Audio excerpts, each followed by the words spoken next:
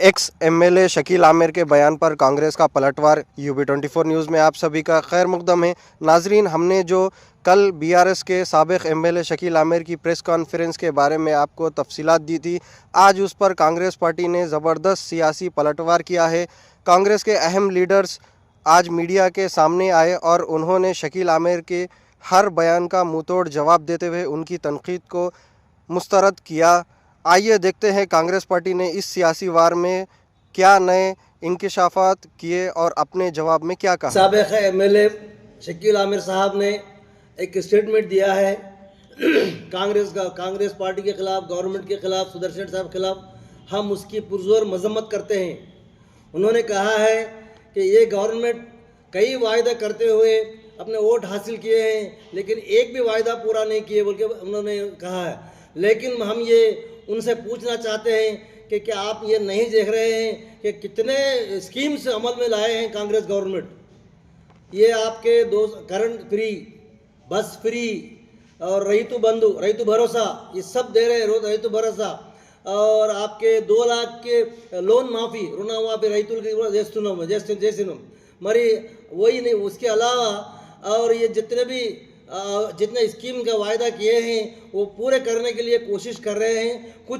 कुछ रुके हैं, वो भी पूरे होने के इसमें हैं। और शकील आमिर साहब से हम ये पूछ रहे हैं कि उन्होंने ये 10 साल हुकूमत किए हैं। 10 साल की हुकूमत में उन्होंने वादा किया है कि मुसलमानों को 12% रिजर्वेशन लाएंगे, देंगे बोल के। क्या उन्होंने ये रिजर्वेशन के ताल्लुक से कभी, कम से कम देना तो बात की बात है, लेकिन कभी भी इसका जिक्र तक नहीं किया शकील आमिर साहब ने। फिर उनकी क्या सूरत लेके बात कर रहे हैं हमारी कांग्रेस गवर्नमेंट के खिलाफ, हमारे सुदर्शन साहब के खिलाफ।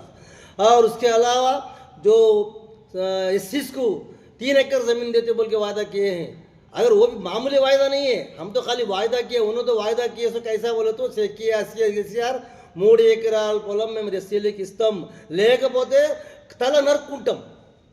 ये उनका वायदा, इतना ख़तरनाक वायदा करके भी उन्होंने कुछ भी उसमें अमल नहीं किया उन्होंने। उसके अलावा सुदर्शन साहब के खिलाफ पर्सनल हमारे शकील आमिर साहब ने कहा है कि आप यहाँ रैयतों के ताल्लुक से बात नहीं कर रहे, रैयतों के ताल्लुक से आप कोई देख रहे नहीं, यहाँ पब्लिक के ताल्लुक से आप यहाँ आ रहे नहीं, मिल रहे नहीं। 2 साल के बाद आके इनको क्या मालूम है। सुदर्शन रेड्डी साहब इतना फिर रहे हैं कि डिस्ट्रिक्ट में नहीं बल्कि तेलंगाना में कोई एमएलए नहीं फिरता। ये उम्र में रात और दिन रैयतों के पास, बारिश के जो नुकसान हुआ है रैयतों के पास, गाँवों को फिरते हुए उनका जायज़ा लेते हुए, उनके एग्रीकल्चर डिपार्टमेंट वालों को बुला के उनके एस्टीमेट दिला के उनके जो भी नुकसान हुआ वो पूरा दिलाने की पूरे कोशिश कर रहे हैं। उतना ही नहीं बल्कि टाउन में भी गली गली फिरते हुए, बारिश के जब जितना यहाँ तकलीफ थी 10 साल के पीरियड में, कोई हर गली वाले बोल रहे हैं कि जो सुदर्शन साहब आज फिर रहे हैं, वैसा आज तक कोई एमएलए या काउंसलर भी नहीं फिरे होंगे। उतना फिर के उन्होंने गली गली कलवर्ट्स, यहाँ कलवर्ट्स बराबर नहीं है, वहाँ कलवर्ट्स बराबर नहीं है, वहाँ ड्रेन्स बराबर नहीं है। ये कम से कम 180 कलवर्ट बनाने लगाए उन्होंने अपनी तरफ से, अपने पास यहाँ से मंजूरी करा के। पब्लिक की तकलीफ को देखते हुए उन्हें हर वो तकलीफ को दूर करने की यहाँ कोशिश कर रहे हैं। लिहाजा हम ये एमएलए साहब से, साबिक़ एमएलए साहब से गुजारिश कर रहे हैं कि ये ऐसे गैर ज़रूरी इल्ज़ाम लगाना, गैर ज़रूरी बात करना, गवर्नमेंट को बदनाम करने की कोशिश करना, ये कहाँ का इंसाफ है, कहाँ की वो है। हम उसके खिलाफ हैं। वो आपसे गुजारिश कर रहे हैं कि ऐसी बात होना नहीं चाहिए। जो काम है, जो काम नहीं हुआ वो बोलिए, मशवरा दीजिए, जैसा गंगा शंकर साहब बोले। उसके लिए भी हम हमारी कांग्रेस गवर्नमेंट करने को तैयार है। उतना ही नहीं बल्कि माइनॉरिटी बेवाओं के लिए, मुस्लिम बेवाओं के लिए भी आज कितना गौर कर रही है गवर्नमेंट गरीबों के लिए। माइनॉरिटी जो बेवा है उनके लिए जीने का कोई रास्ता नहीं है उनके पास, उनके लिए भी रास्ता निकाल के 50,000 लोन दे रही है उनको। आज वो फॉर्मेलिटीज कंप्लीट हो रहे हैं, 50,000 लोन उनको दिया जाएगा। कुछ बिजनेस कर सकते हैं वो बिजनेस करके जीने के लिए वो एक रास्ता उनके लिए बता रहे हैं, वो भी पूरा अमल में आएगा। మన మాజీ ఎమ్మెల్యే షకీల్ గారు బోధనకు వచ్చి లేనిపోని మాటలు మాట్లాడుతూ ఉన్నాడు.